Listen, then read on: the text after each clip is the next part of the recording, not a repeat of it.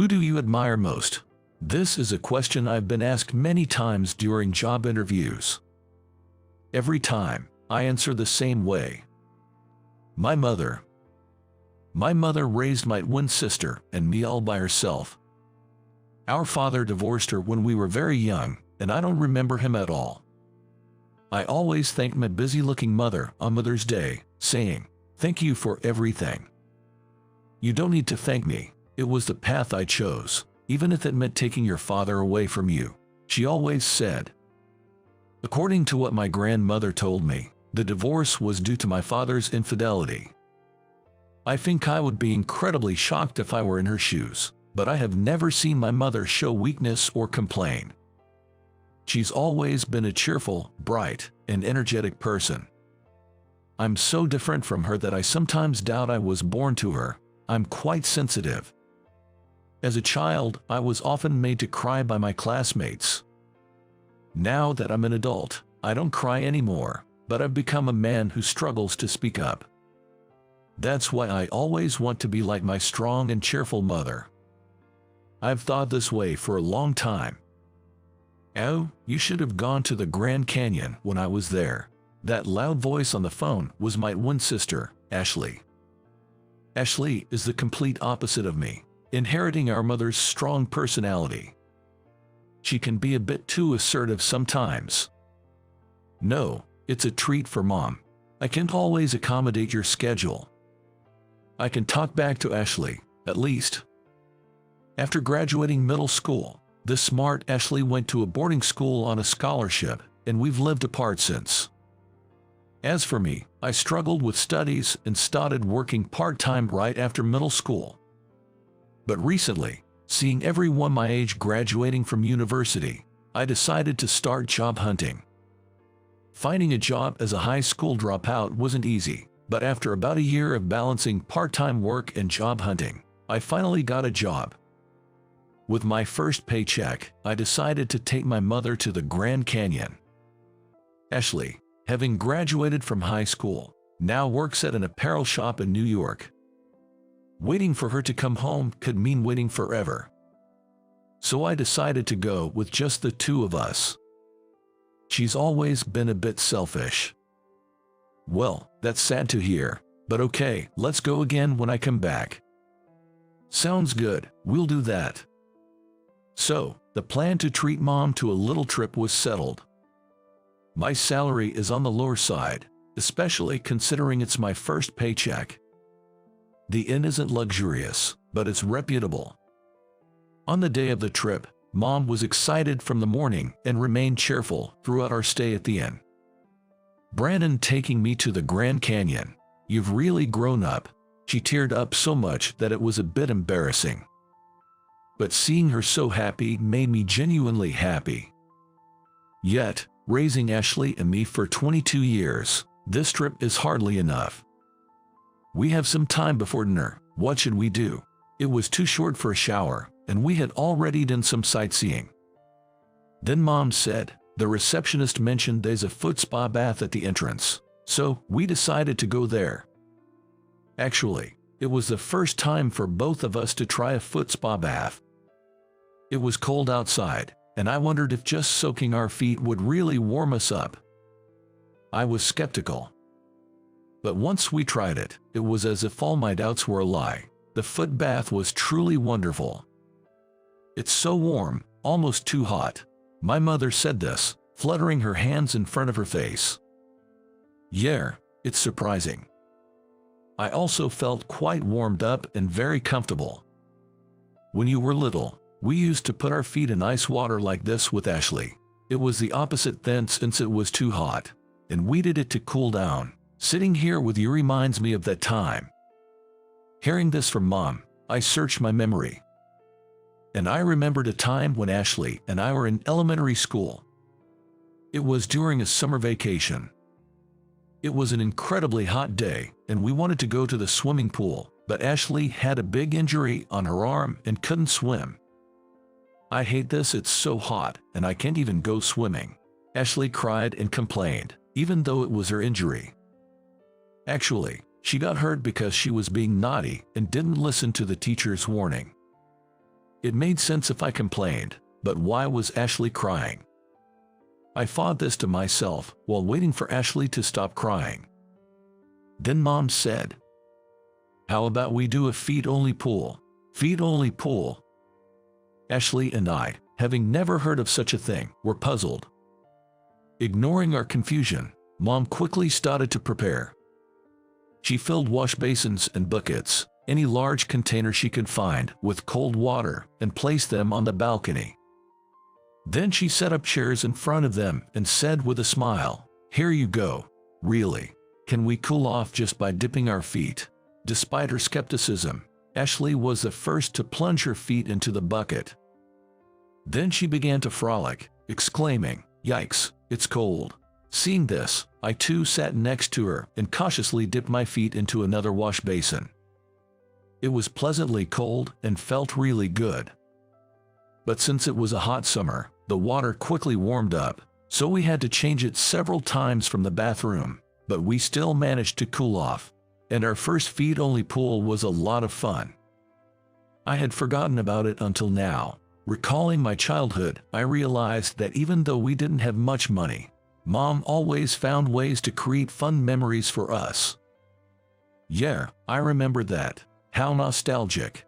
As I said this, Mom smiled happily. Our fun memories are just as precious to Mom as they are to us. I felt reassured thinking about that. Thanks to the foot bath, not only did my body warm up, but my heart did too. It was at that moment I heard giggling from next to me. At first, I tried to ignore it, but after hearing the next words, I couldn't help but look their way. "Man, that's such a poor-sounding episode. Haha. Hey, stop that, haha." The man spoke, and the woman tried to stop him, but she too seemed to be laughing. I wasn't sure, but it seemed like they were talking about us. It's not like strangers have any right to mock us. Me, being the timid type, just looked at their faces in surprise. I recognized them immediately and remembered who they were. Mike. I accidentally said his name out loud, and he looked surprised at first, then laughed even louder. He was Mike, a classmate from elementary to middle school. He always targeted me for being timid and tearful. He always pointed out my shortcomings, calling me poor or dumb, my least favorite classmate. I never wanted to see him again. I should have pretended not to know him, but the words just slipped out. It seemed like Mike hadn't realized it was me he was mocking. That in itself is questionable. "Who is that? Someone you know?" The woman with Mike asked him that. Then, I feel like I've seen him before, but who was it again?" I was shocked to hear that. To me, Mike was almost like a trauma, having caused me so much pain. I remembered his name immediately, even after nearly 10 years. Yet, to him, I was so insignificant that he couldn't even remember my name. Him remembering wouldn't heal my past wounds or change anything. But the fact that I remembered so vividly while he didn't, made me feel frustrated and sad. And I also wondered what my mother, standing behind me, was thinking. I felt guilty for making her experience this during our supposed filial trip. Even as an adult, I couldn't stand up for myself. Seeing my silence as an opportunity, Mike continued his taunts. "Now I remember, you were the guy who got bullied. Didn't go to high school, right? A middle school dropout from a single-parent poor family. That's what people said. Middle school dropout, single-parent poor family." It hurt to hear that, but it was all true. But what's wrong with that? Why should it be laughed at and ridiculed? Others might see it as miserable, but I've done my best. I wish I could say that back to him, but I couldn't find the words. I worked part-time with only a middle school education, overcame job hunting, and became a working adult. I thought I had changed, but maybe I hadn't progressed at all. I was so frustrated that I clenched my fists on my knees. That's when, "Hey man, what did you just say?" A deep, authoritative voice came from in front of me. Looking in the direction of the voice, there was a large man with tattoos on his arms. Of course, he wasn't someone I knew, but even Mike seemed surprised. Normally, I'd avoid such a scary person, but his words seemed like he was standing up for me. Confused and stunned, I listened as the man continued. "What did you say? Something about a middle school dropout." He wasn't raising his voice, but his presence was so imposing. Mike seemed overwhelmed by his presence. I just said he's like a middle school dropout from a poor single-parent family," Mike replied, and the man pressed on. "Yeah, that's what you were saying. And what's so funny about that? You were laughing pretty hard. Tell me." "No, not really." Mike couldn't talk back, overpowered by the man's presence. Even I, supposedly being defended, was too scared to speak. The tension was so thick. "Whatever kind of upbringing you had, man, making fun of someone here with his mom is nothing to be proud of. If you went to high school and college and still don't get that, then being a middle school dropout was the right choice for you." The man said this and then turned to me with a smile. His smile was intimidating, missing some teeth. But his expression and words conveyed that he was a genuinely warm person. Mike, looking embarrassed, quickly left the footbath, and the woman followed him. Thank you," I managed to say to the man, still a bit nervous. Then, "Don't mention it. I didn't do anything worth thanking for. I just spoke up because it pissed me off. Don't worry about it." He said this and laughed again. And then, I realized that his words resembled something I had often heard before. "It's the path I chose, so you don't need to thank me." Those were the words my mother kept saying. Throughout this whole incident, Mom had been silently observing. Being the strong and decisive woman she is, she probably had many moments where she wanted to speak up. Mom remained unchanged, her face alight with a cheerful smile, even after encountering Mike. Mom is chatting up a big guy, saying, "Well, that's some impressive tattoo you've got there."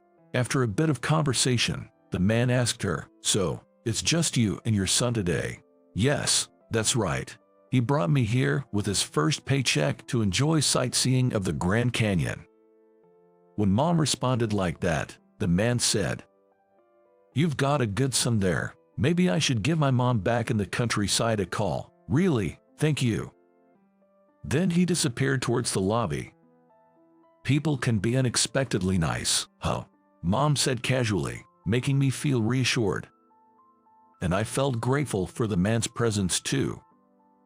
Without the two of them, I would probably still be sulking about how the Grand Canyon trip was ruined.